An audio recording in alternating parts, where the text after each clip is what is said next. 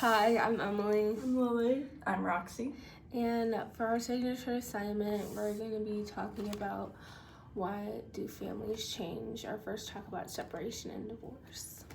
And then our topic is divorce. Why we chose this topic, we all have divorced parents and we all share the same experiences through the ups and downs of divorce. And we think this is important because many kids nowadays go through divorce young, and even if they haven't experienced it, they will hear about it from their peers or classmates or teachers, adults, their parents, grandparents. They'll hear it everywhere because it's very, very common. Okay, so you can read the things first before I read the book. This book is appropriate for preschool through 3rd grade, and it helps children understand what happens when families go through changes and what is normal in those circumstances. And we're just going to read the book and Instead of a summary. Yeah. Okay. Why do families change? Our first talk about separation and divorce. Many animals in nature choose lifelong mates. Every day, all over the world, people fall in love and choose their own lifelong mates. When two people fall in love, they often choose to celebrate their love by living together. Sometimes they get married, and sometimes they choose a common law relationship, which means they commit to a life together without getting married. Sometimes people stay married for the rest of their lives, and sometimes couples who are married or in a common law relationship get separated or divorced. What is separation? Separation is when a couple takes time apart from each other in their relationship. During this time, they no longer live in the same house. After a period of separation, a married couple may get divorced. What is divorce? When a couple divorces, it means they no longer share their lives and are no longer married. If the couple has children, divorce means that there will be changes to how the family spends time together. Why does this happen? People choose to separate or divorce for many different reasons. They may realize that they cannot be happy living together anymore, and they may argue and make each other sad. When people are not happy living together, it means their home is not happy. No matter how hard they try, sometimes they cannot make their homes happy again.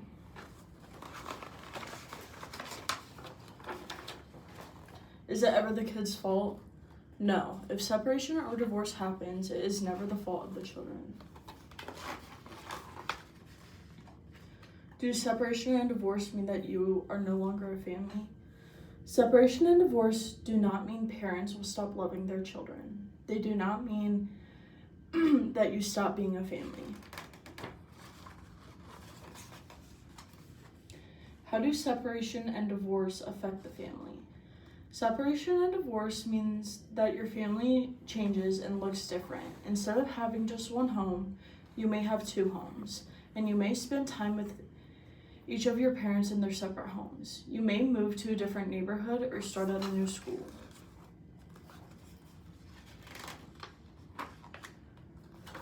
Change also means that your parents have a chance to be happy again and make their homes happy. One thing that doesn't change is the love your parents and your family, your grandparents and your sisters and brothers have for you.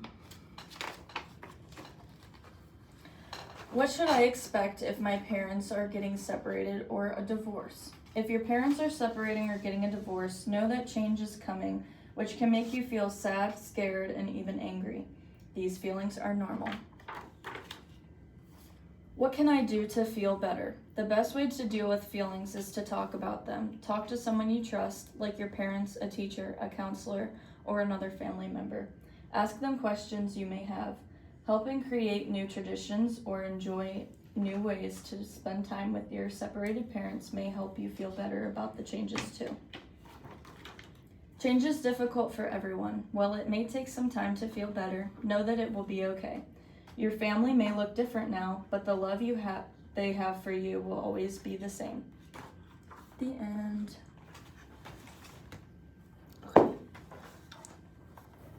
So for our mirrors, windows, and sliding glass doors, for this book we picked this book as being a mirror because it reflects how the child's own experience and how they feel, and helps them see that they're not alone. Some community options for this, we chose the Cleveland area because it has many like different resources you could go to. So the 4 options that we chose for supporting children whose lives are mirrored in the text. Number 1 is school counseling from anywhere, who can meet and talk to children about the changes in their home. Family community centers for family therapy. Play places for children with diverse parents, and then family and youth organizations to help the children feel supported. And I think that all of these are very, very important because it helps the child like see that they're not alone, and they always have someone there to talk to them about how they're feeling and stuff like that. Because a lot of children I know, whenever their parents get divorced, I felt this way, I'm sure you guys did too. They feel like it's their fault, and it's never the kid's fault. So kind of just hearing that and having someone as a support system and someone to talk to is a really good help, because you just vent to them about how you're feeling and they'll be there to listen. Yeah, and I think the 3rd option that we put, play places for children with diverse parents. Sometimes when people get divorced, they realize they're not with the right person, obviously, but after that divorce, there can be like blended families, so like you can go and understand, like the children will understand that there's different races in the family, there's multiple different children of different ethnicities, and also same-sex marriage happens quite a bit after parents realize they're not made for each other. I also think that having many different resources opens the child up to, maybe if they're uncomfortable with one resource, they can go to a different one. Having those different options helps the child realize that there are different ways to get help. There are different coping techniques that can be used within these different options. So for our children's books that we picked that have the same topic, we have Dinosaur's Divorce, I'm Standing on My Own 2 Feet, and A Child's Book About Divorce. Has this book ever been banned or challenged? If not, could it be? This book has never been challenged or banned. It could be challenged because books like this face a lot of different backlash for having sensitive family topics like segregation, divorce, and different family structures. This book could be banned, but we don't ever foresee it happening since it helps children. And it paints, like this book that we just read, it paints like a very, very clear picture on what divorce is and how the child should feel, not should feel, but like how they're going to feel. And it lets the children know, it puts a very like clear picture to them, like that this is normal. This happens very, very often to children. And it also like points out how, like I said before, it's never the kid's fault. That's a big one for me because I thought my parents' divorce was my fault. Me too. So it just paints like a very clear picture to the children. It's a very good book for children because just it very much explains the topic. Even if a child has not gone through divorce in itself, reading this book and just understanding that there are different family structures is very important. Yeah, and I feel like it could be challenged, like we talked in class about the different states like Texas and Florida, them being very right-sided I feel like it could be divorced because it, like, say if it was, or say, it could be challenged because, say, like, it talks about LGBTQ, like, those states are very right-sided in that. For same-sex marriage. For same-sex marriage, right? And, like, we talked, like, they're already banning books about LGBTQ, diversity, and all of that. So if that added to this book, then I feel like the book can be challenged or banned. For our current research study, we did divorce, family arrangement, and child adult outcome. It says researchers found that after a divorce, household income tends to drop significantly, and families often relocate to poorer neighborhoods. There are sharp increases in teen births and child mortality in the years following divorce. In the long run, children whose parents divorce tend to learn less as adults and less likely to attend college or live on campus, and have higher rates of incarceration. The study suggests that about 25 to 60% of the negative outcomes can be explained by changes in the household income, neighborhood quality, and how close parents live after the divorce. Why is this important? The research isn't just about short-term emotion effects. It shows that divorce can influence major life tragedies decades later. It highlights how economic and social changes play a big role in shaping outcomes. How might we bring up this topic with children? The best way to bring this up to children is using simple, honest, and calm language. It's important to listen to children and answer any questions and let them know that their feelings are valid. That's very important. This book helps start the conversation because, like I said before, it puts the topic into words that children can relate and understand. Why should we bring this topic up to children? We should bring it up because it helps the children understand what is happening and gives them a safe space to talk about their feelings, to let them know they're not alone. It also helps the children understand the changes are normal that are happening, and they will often blame themselves and feel scared and confused, so it gives them like a safe space to talk. This is our polite response. Dear Mrs. or Mr., I was informed that this book might be a sensitive topic to you and your family, and you may not want your child hearing in on the book read aloud.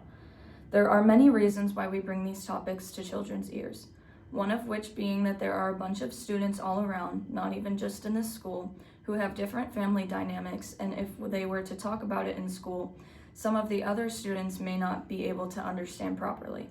By explaining different family dynamics to your children, they will be able to understand that all families don't look the same. It also helps with bullying down the road. I understand this might not be a topic you want your child to hear, but how would you feel if your child came home asking the questions that I could have answered in class? Best regards, Miss Blank. So for our Ohio standards, we picked K.RL.1, which is with promoting and support, ask and answer questions about key details in text. We chose this because the book asks and answers questions about divorce throughout it. We also picked K.RL.3, which is with promoting and support, describe the connection between two individuals. Individuals, events, ideas, or pieces of information in a text. We chose this book because the book shows that two individuals can go through divorce and shows that it's never the child's fault. Our social conscience was Why Do Families Change by Jillian Roberts uses social constants approach by helping children understand the emotional challenges of divorce and encouraging empathy towards families experiencing it. Written by a white author for a primarily white Western audience, this book teaches readers to be sensitive, supportive, and respectful towards peers whose families may look different from their own. While the book aims to normalize diverse family structures, it presents divorce through a generalized mainstream lens that can unintentionally position families going through separation as difficult or in need of explanation. Overall, the text fosters awareness and emotional responsibility, but still reflects the dominant cultural perspective of its own intended audience. For the melting pot connects to why families change because these books avoid showing any real differences or conflicts, including things like separation or divorce. Authors tried to make every child and every family look the same, usually like a white middle-class two-parent home, and they only change the character's skin color without showing their real lives or experiences. Because of that, kids don't see families that like theirs or understand that it's normal for families to change. It also sends a message that anything outside the perfect family shouldn't be talked about. So we talk today about why families change, especially with separation and divorce. It's clear that older books didn't help kids understand these feelings. That's why newer children's books try to show real, diverse families so kids feel seen and supported. For our culturally conscious, this book is culturally conscious in many different ways, one of which being it talks about diverse family structures. This book shows and represents a variety of family structures, including single-parent families, fostering or adopting children, and same-sex parents. It shows that all families are valid and understands that it is normal to have a different family and live like normal as well. Families are all normal and valid. Now we're going to do our own responses.